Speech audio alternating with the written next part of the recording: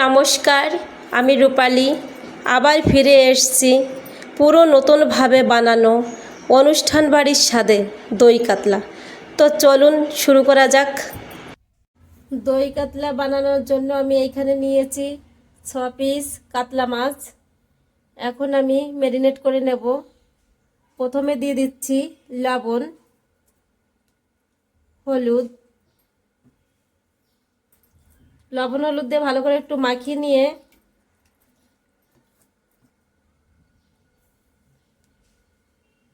এবার অল্প পরিমাণে একটু সাদা তেল দিয়ে দিতে হবে উপর দিয়ে। বেশি কিছু মশলা লাগছে না, লবণ হলুদ আর সাদা তেল। এইখানে আমি মশলা নিয়েছি একটা পেঁয়াজ বাটা, 5টা কোয়া রসুনের কোয়া বাটা, 4টে কাঁচা লঙ্কা বাটা, 1 টুকরো আদা বাটা। আর লাগবে দই, টক দই। এখানে আমি 2 চামচ টক দই নিয়ে নিচ্ছি। দইটাকে ভালো করে ফেটিয়ে নিতে হবে। ভাজি করার জন্য আমি কড়াই বসিয়ে দিয়েছি, কড়াইটা গরম হয়ে গেছে। এবার দিয়ে দিতে হবে সাদা তেল। আমি সাদা তেল দিয়েই মাছগুলো ভাজি করব। দই কাতলা বানানোর জন্য আমি মাছটাকে ভেজে নিলাম। খুব বেশি ভাজবো না, হালকা করে একটু লাল করে নিলাম। এখন নামিয়ে নিচ্ছি মাছগুলো। আমি আজ সাদা তেল দিয়ে রান্না করছি দই কাতলা। মাছ ভাজার তেলের ভিতরেই আমি ফোড়ন দিয়ে দিচ্ছি। প্রথমে দিচ্ছি একটা তেজপাতা, 2টো শুকনো লঙ্কা, আর দিয়ে দিচ্ছি গোটা গরম মশলা। এখানে 2টো লবঙ্গ, একটা এলাচ, 1 টুকরো দারচিনি, গোটা গরম মশলা দিয়ে দিচ্ছি। লঙ্কা তেজপাতা একটু লাল লাল হয়েছে। এখন আমি দিয়ে দেব পেঁয়াজ বাটা। এবার দিয়ে দেবো রসুন বাটা। রসুন বাটা দিয়েও আবার একটু মিশিয়ে নেবো এইভাবে। আদা বাটা, কাঁচা লঙ্কা থেতো করা, সব কটা মশলাই এবার আমি 5 থেকে 7 মিনিট ধরে কষিয়ে নেব। দই কাতলার সিক্রেট মশলা হচ্ছে এইবার 1 চামচ পোস্ত আর 7-8টা কাজু বাদাম। এখন আমি শিলে বেটে নেব। তোমরা চাইলে মিক্সার মেশিনেও করে নিতে পারো, কিন্তু আমি শিলে বেটে নিচ্ছি। আমি মশলাটা কষিয়ে নিলাম। মশলাটা হালকা আঁচেই কষাতে হবে। দেখো আমার কষানো প্রায় হয়ে এসছে। এদিকে আমি গ্রেভিটা করার জন্য মশলাটা রেডি করেছি। এবার দিয়ে দিচ্ছি পোস্ত, কাজু বাদাম বাটা। এভাবে মিশিয়ে নিতে হবে কিছু সময়ের জন্য।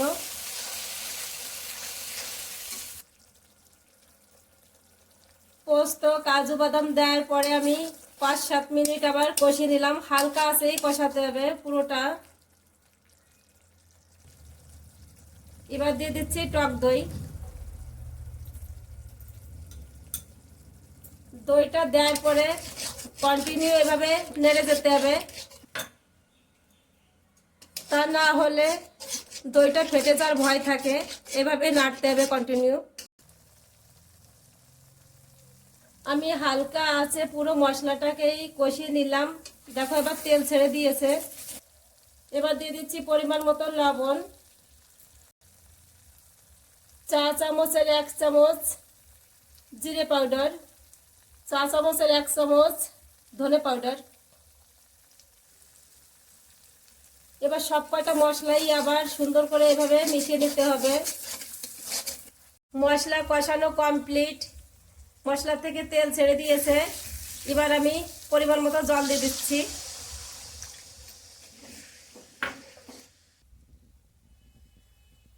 আঁচটা বাড়িয়ে আমি গ্রেভিটা বানিয়ে নিলাম। এবার আমি মাছ দিয়ে দেব।